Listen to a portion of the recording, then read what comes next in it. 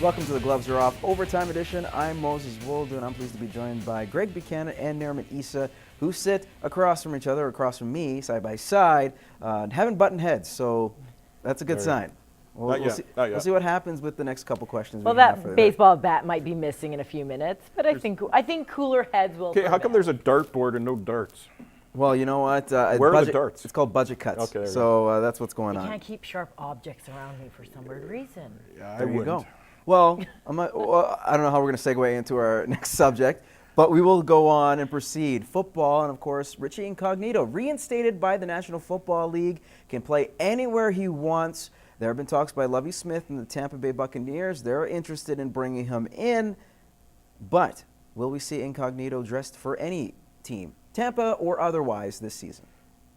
Yes and no. I can see some teams trying to steer clear because they don't want to condone his behavior. Miami is obviously out of the picture. Yeah, or if he knows, like if he actually truly has changed with his little time off. But I could just see a lot of teams just not wanting that extra bad hype added to their team. I don't think it's him.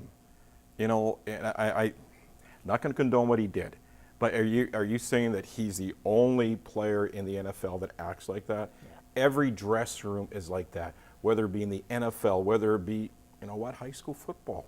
You know what? They all have that kind of mentality, and it's that machismo that kind of gets out there. I think teams don't want to be surrounded by the media hype that surrounded him in Miami, and they don't want to change the focus on what the media is there covering and changing it to this guy that ran his mouth and got in a little bit of trouble. But there's a lot of guys that run their mouth. So I think he will find a spot, and it has to be a right situation for himself and for that team. And what better way? I think Lovie Smith would be a great fit. I think he's a great coach and someone who could help him. You hear the word so many times, rehabilitate. Yeah. Is that something we could see from Incognito? Well, Can he be rehabilitated? Yeah, and I think there needs to be rehabilitated. You know, and it's going on in pro sports, doesn't matter. He's not a bad guy. It just, you know what, the media hyped this up way beyond control. And I don't think, you know, he's not going to be coming over to my place for supper anytime soon.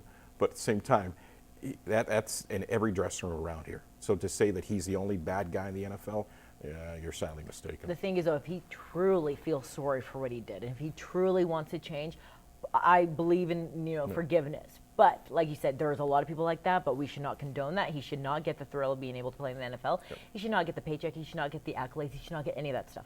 You know what? If you are a terrible person, I know in real life there's a lot of terrible people. But you know what? If you're a terrible person, good. If you want to be like that, I hope he doesn't make it back. I think he served his punishment. The league handed down the rules. Yeah. The league handed down its rules. He served his time. I think it's time to move on. Give him another chance. If he fails that, then you can review it and see what happens after that. But we'll move on to the next subject. Of course, we didn't get to the show, but I find this very interesting. Do you guys know who Graham Townsend is? Not a clue. Exactly. Well, he only played 45 NHL games. He's also Jamaican, the first ever Jamaican-born player to play in the National Hockey League. This time, he doesn't want to just bring a team to Toronto or in that area.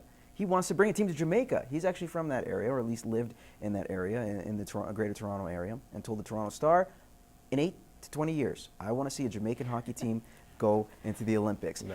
Will we see a Jamaican hockey team in our lifetime at the Olympics? Even if they were the whipping boys of every team there, would we or will we see? The closest you get to ice in Jamaica is in your They said the same thing about the bobsleds, and look how well they did. Yeah, oh yeah, they did really well. Hey, they made it to the Olympics. That's, good movie. That's far more than what we've done. I think. I'm just saying. I don't think, you know what, how do I put this correctly? I think more than anything, you're disgracing the game of hockey if they let them in it. It's going to make the game of hockey at the Olympics a joke. They become the first Caribbean nation to do this, and all the applications, or at least the criteria you need to qualify to be an official hockey nation, WIHF, is to have a rink and a development program. What's not to say they can do that? No, they can look do at it. all the players who have Caribbean backgrounds that play in Canada, that play the game. Couldn't you recruit them to play over there? You're just making a mocker out of the whole thing. How is he that a wants to mockery? create a hockey program, I think let that'd him, be great.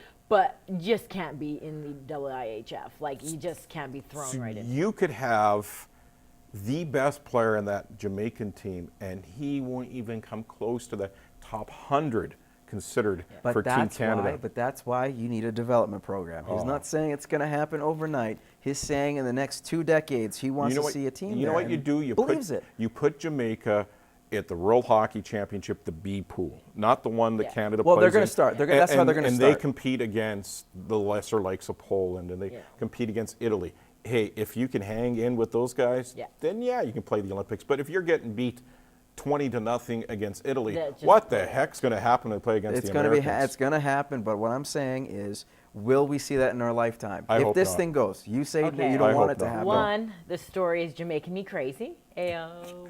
Okay, that one's for you, Moses. 2, we could have a sequel to Cool Runnings. It could be called Cool Icings. Oh. I don't know who would play the role of like a John Candy type, like Graham Townsend, but I don't know.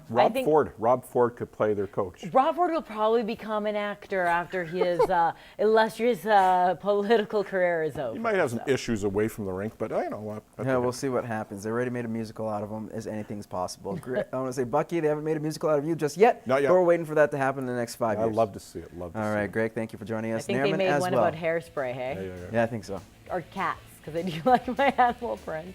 And you also have a lot of hair going on there. More than all of us combined in the studio. Thank you for joining us, Nahreman. Thank you for joining us on the OT edition of Gloves. Tune in every Tuesday night, 7:30 on CITL, and come back here for more tomfoolery as we kind of talk about the rest of the questions. In the meantime, we will see you in 7 days.